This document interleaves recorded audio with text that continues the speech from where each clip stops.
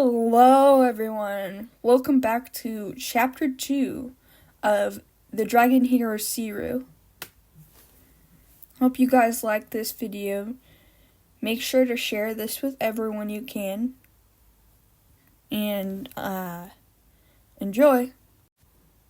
Chapter 2. Secrets Hidden and Revealed.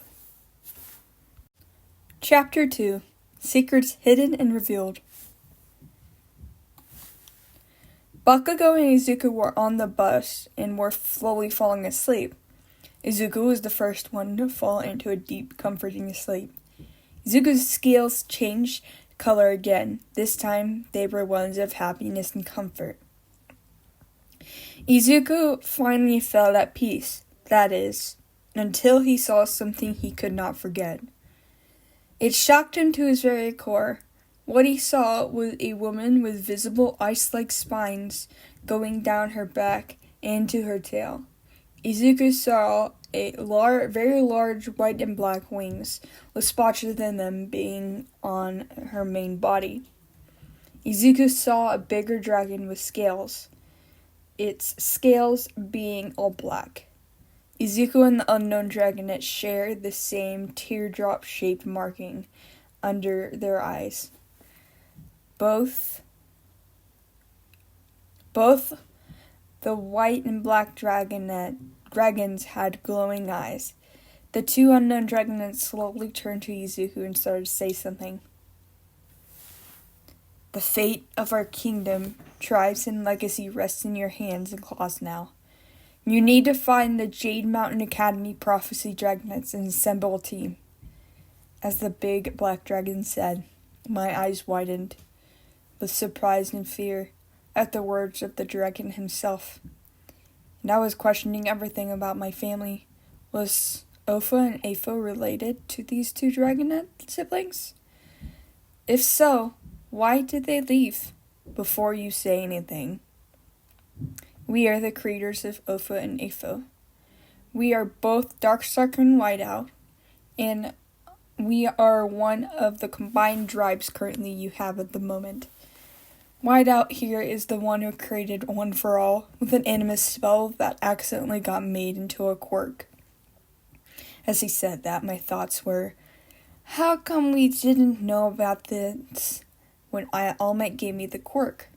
I thought as I started staring at the two dragons in my mind. And Darkstalker was the one who created One All for One, with the animus spell that accidentally got made into a quirk. We meant for both quirks to be used to protect dragons and people alike. But obviously, when we created them, someone was bound to use them for selfish reasons.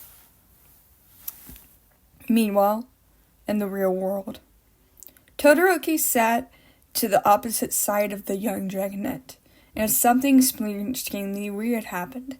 Izuku's strange markings on his arm on Todoroki's side began to glow a faint red color. Then the glowing moved to Izuku's eyes, and the orange marking on his body started to glow as well. Bakugo and Todoroki both looked at each other in worry before starting to shake Izuku awake, but they got no response. Izuku's scales began to change until his scales matched Todoroki's hair color. Everyone's eyes widened with concern as the two beside Izuku tried to touch him. A cold feeling seemed to come off the greenette. It was like their hands were being covered in ice all over. Then Katsuki touched Izuku's left side. It was really hot. The ash blonde student quickly got his hand away from the greenette's skin. Before anyone could react, his horns and hair and wings started to change to his draconic features, change back to normal. Then the two males on either side of Izuku developed markings on their arms, back, and chest.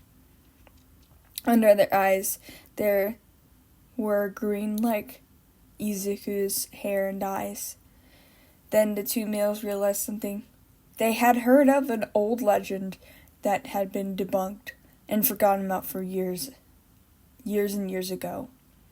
You see, when someone with multiple mutations of different tribes or animals has the opportunity to have something called soulmates, and if they have 3 different mutations, then it is more likely that they will be able to bear young with either of their soulmates. Ever since Izuku has 2 soulmates, his mutations will upgrade over time. But since Izuku had gotten into contact with the other soulmate, he has unlocked his Ice-Wing side in the process. Before anyone could take action, Izuku jolted up from his nightmare. The nightmare was very traumatizing and exhausting. Todoroki and Bakugo looked at each other with worry and immediately hugged the young dragonette, making sure to not let the dragonette go as the 2 of them calmed down the dragonette. Izuku's POV. I could not breathe when I woke up. It was partly due to the fact that I saw something in my dream. I started to try to slow down my breathing. It slowly worked. I am fine now, I said in a shaky voice. I just had a really bad dream, nothing too serious. It was a nightmare, but rather a vision. A vision of my childhood friend being impaled by red and black tendrils coming out of the unknown figure's fingers, to be burned with what I thought were white hair. Izu, Katsuki said, while holding onto his soulmate for dear life. I looked up to meet my friend's gaze. Tears were streaming down my face. My eyes, scales, and highlights changed to white during a panic attack. Then my scales suddenly changed back to a relieved color, before slowly turning back to the forest green, and my eyes returned to their normal emerald green. First person point of view.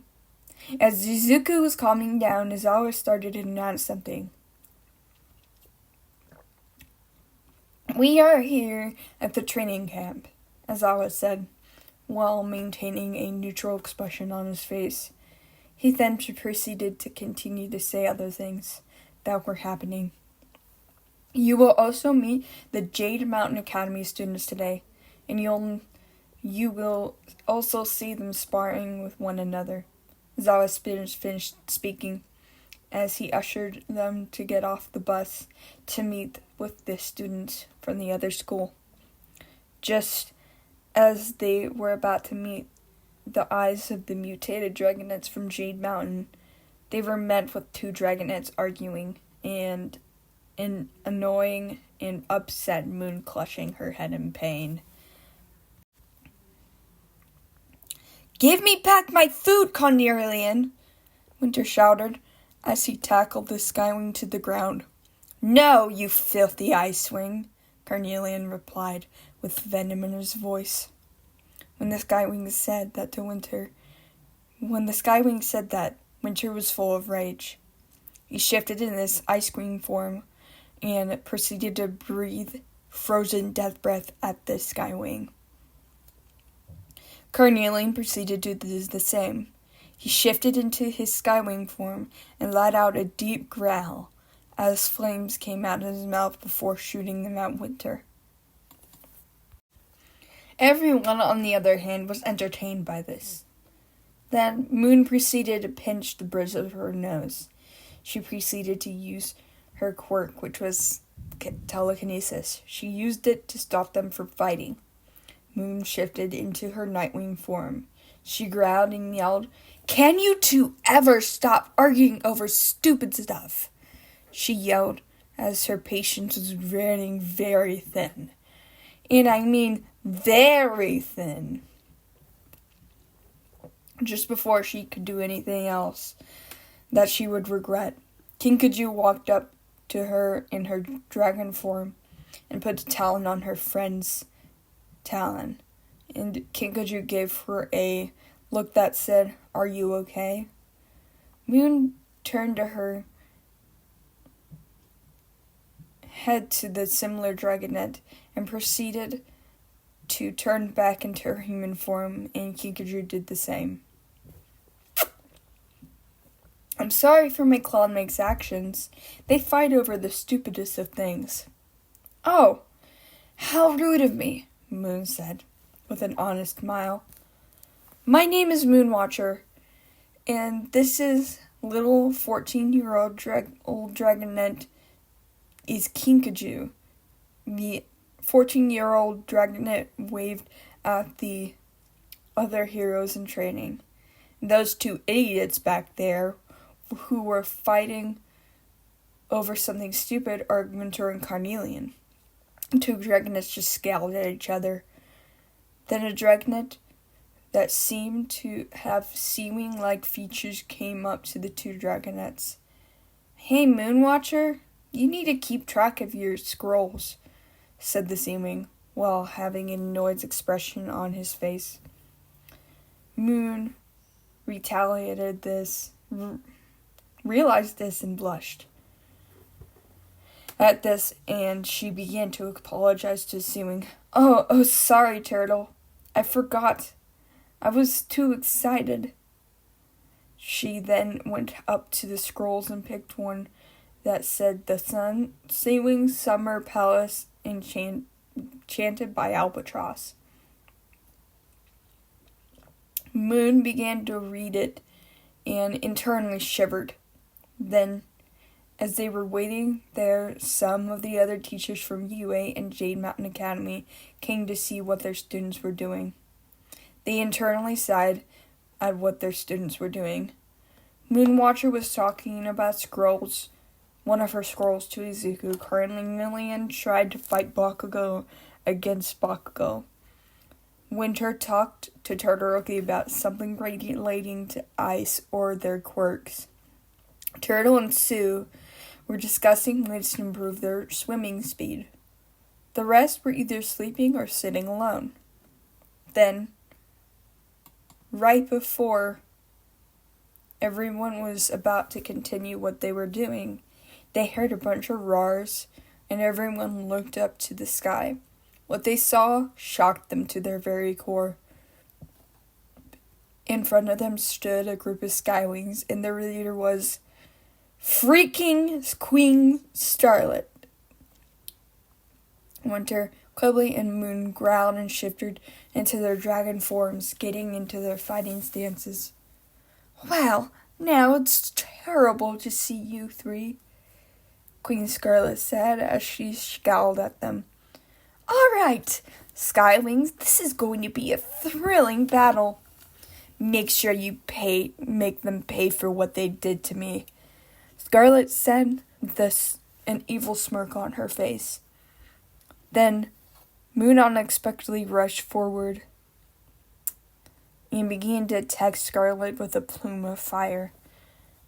Scarlet dodged and went for an attack, but she was stopped as soon as she was attacked. Scarlet was attacked from up above by none other than Peril. To be continued. I hope you guys like this reading of the Dragon Hero seriyu. What do you think Peril's hero name is, along with the rest of the Dragonets of Destiny? Leave your questions in the comments below. Make sure to like, subscribe, and follow for more. See you in the next video. Bye-bye.